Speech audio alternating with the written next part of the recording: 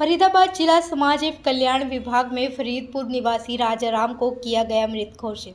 आपको बता दें कि राजाराम 67 वर्ष की उम्र का है और पिछले 7 सालों से समाज कल्याण विभाग की तरफ से मिलने वाली बुढ़ापा पेंशन लेट आ रही थी, लेकिन कुछ महीनों पहले ही राजाराम को मृत घोषित कर समाज एवं कल्याण विभाग ने उनकी पेंशन बंद कर दी। जब राजाराम इस बात की जानकारी लेने के लिए समाज एवं कल्याण विभाग के कार्यालय पर पहुंचता तो विभाग के लोगों ने कहा कि ऊपर से आपको मृत घोषित कर दिया गया है, इसलिए अब आपकी पेंशन नहीं मिल पाएगी। अब आपको जिंदा होने का सबूत लेकर आना होगा। जिसके पश्चात 67 वर्षीय बुजुर्ग अपना जिंदा होने का सबूत इकट्ठा करने लगे और अलग अलग विभागों के चक्कर काटा और आखिरकार उसने थक हार कर बैठना ही उचित समझा। हालांकि राजाराम इस पूरे मामले की शिकायत जिला उपायुक्त हरियाणा के मुख्यमंत्री समेत तमाम कार्यालयों में दे चुका है।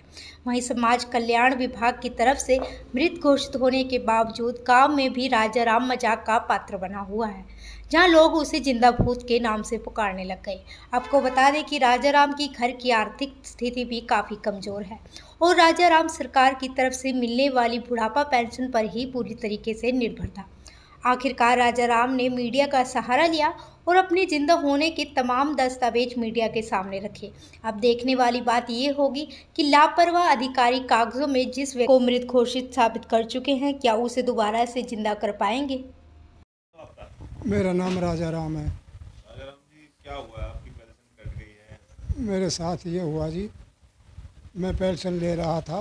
मैं पेंशन लेने गया, बोला तुम्हारी पेंशन नहीं आई। बोला आ जाएगी।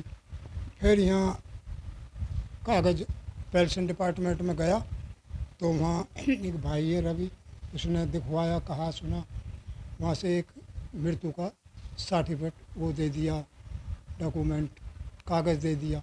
उसमें दिखा रखा है मृत्यु घोषित, आपकी मृत्यु हो चुकी है, इसलिए पेंशन काटी है। भाई क्यों काटी? बोला भैया ये तो ऊपर से हुआ है। मैंने अब भैया से भी कही यार कहीं ने कोई शिकायत के कोई कुछ। बोला बाबा ऐसा कुछ नहीं है, ये ऊपर से ही। मैंने उनसे कहा भाई ये हमारे से ऊपर से कोई गलती से या मिस्टेक से कटी है, मिस्टेक से कटी है तो भैया यार सही करो। करते करते एप्लीकेशन लगाते लगाते मैं कई बार जा चुका, या भैया ने भी खूब जोर लगाई, खूब कही, पर कोई सुनवाई न हुई।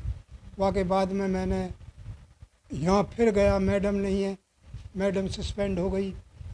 किस कारण हुई वो गवर्नमेंट को पता है कैसे हुई। फिर एक और हो गया, फिर मैं चुप बैठा रहा, फिर भागता रहा, दौड़ता रहा। उसके बाद में मैडम भी आ गई। मैडम से बोला ये तो वहाँ से होगा जी, मेरे हाथ में कुछ नहीं है, ये ऊपर से होगा।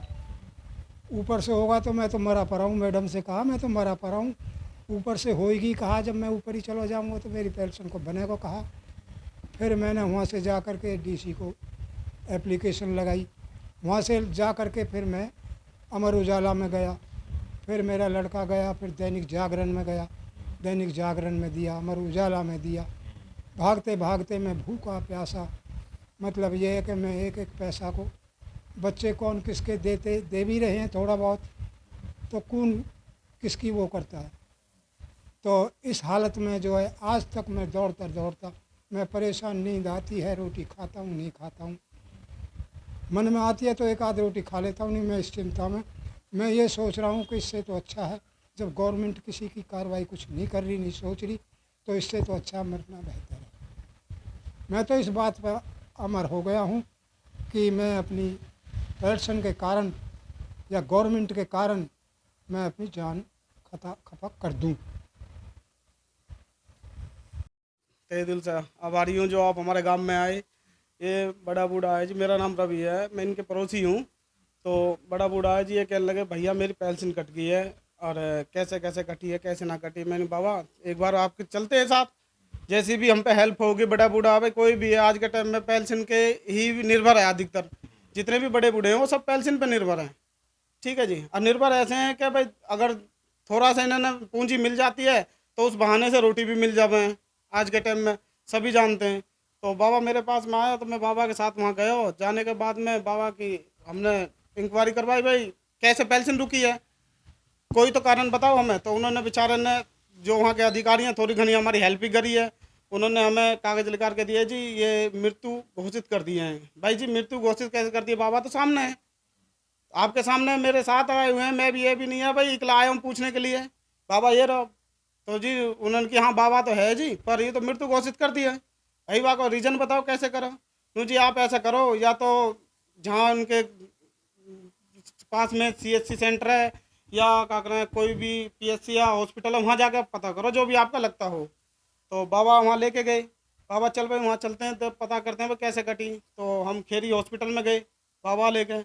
बाबा ले जाने के बाद मैं उनसे पूछी भैया ये पेंशन कट गई है हमारी और ये मृत्यु घोषित कर रखे हैं। मुझे ये तो मृत्यु घोषित है। भाई मृत्यु घोषित है तो सामने तो खड़ा हो, पहले वहाँ तो देखो आप। मुझे आधार कार्ड में मृत्यु घोषित कर रखे है, आधार कार्ड भी दिखाया जी, वो आधार कार्ड है, ये आदमी है, ठीक है ना। अब कैसे मृत्यु घोषित करो भाई तुमने, मुझे ये तो पीछे से ही कर दिया। मतलब कोई भी कहीं भी बाबा की कोई सुनवाई ना हुई, होने के बावजूद सारा कुछ हारा हुरी भी करी है, जगह जगह एप्लीकेशन भी दिए हैं, DC साहब को भी दिए हैं, CM विंडो पे भी लगाई हैं, फिर भी इनके बारे में कोई भी कानून ने कोई भी ऐसा काम ना करो कि भाई बाबा हम तसल्ली दे दें। हार के बड़े बूढ़े तो अपने अपने घर बैठ गए भाई जी, हर हमने भी हाथ जोड़ लिए कि बाबा जितनी मदद हो सके हमने करी तुम्हारी। अब तो कानून के हाथ में है, ठीक है।